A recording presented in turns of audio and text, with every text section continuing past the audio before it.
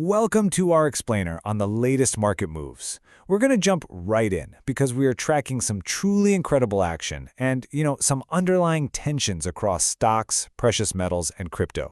Okay, so let's get into it. This week saw some fascinating action across U.S. stocks, commodities, and the crypto markets.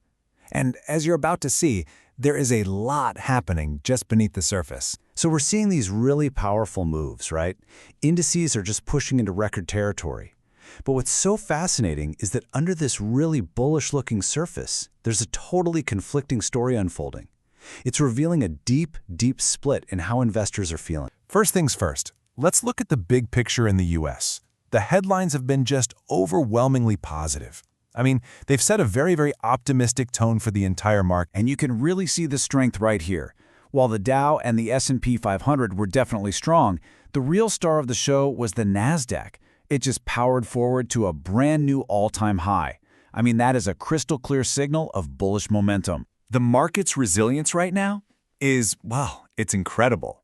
Even when negative economic data hits, like a weak jobs report, the fear just melts away. It gets replaced by this one single assumption: the Fed will step in with a safety net if things get bad. So this belief is basically turning bad news into good news for stocks, and the Nasdaq is often the one leading the charge. This bullishness, though, is where it all builds into the central conflict we're seeing. See, not everyone shares this optimism, and the difference of opinion is, it's pretty stark. And this brings us to a really critical question. With stocks at these levels, are all investors on the same page? Well, let me tell you. The data suggests a sharp, significant disagreement about what's going to happen next. It's really a tale of two investors.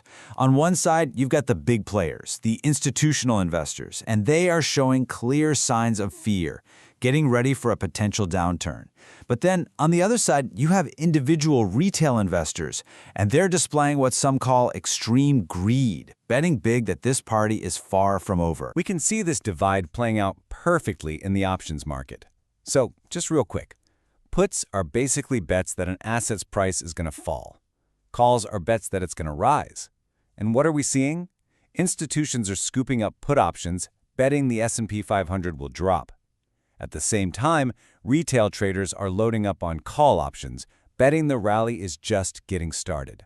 It's a classic battle of caution versus optimism. So, with all this uncertainty in the stock market, let's pivot. Let's talk about the traditional safe haven assets. Precious metals. How are they looking in this kind of environment? Now, gold has been a huge focus recently, mostly because of all the geopolitical risk out there. But its strong upward momentum seems to be hitting a ceiling. If you look at it from a technical point of view, the rally just looks a little tired at these levels. Essentially, there are two key things working against gold right now. First, any potential easing of global conflicts, that reduces its appeal as a safe place to park your money. And second, the technical charts are showing that the price is overbought. And that's a level where we often see things pull back for a bit. However, the story for its sister metal, silver, looks quite different. For investors who have a longer time horizon, this is where a potential opportunity might be starting to form. The key thing to watch here is the gold to silver ratio. It just tells you how many ounces of silver it takes to buy 1 ounce of gold. Right now, that ratio is falling, which means silver is starting to outperform gold. And the next key target that analysts are watching is this number right here, 78. Okay, let's move on to the digital frontier. The crypto market, as you know, has its own unique way of doing things. So let's break down the strategies for the top assets: Bitcoin, Ethereum, and Ripple. The main strategy here, and this is really because of how volatile crypto is to not go all in at one price. Nope. Instead, the recommended way to do it is through accumulation, just buying smaller amounts consistently over time, maybe every week. This helps you average out your entry price and lowers the risk of buying everything at a temporary peak. Now, looking at the individual assets, we're seeing different stories.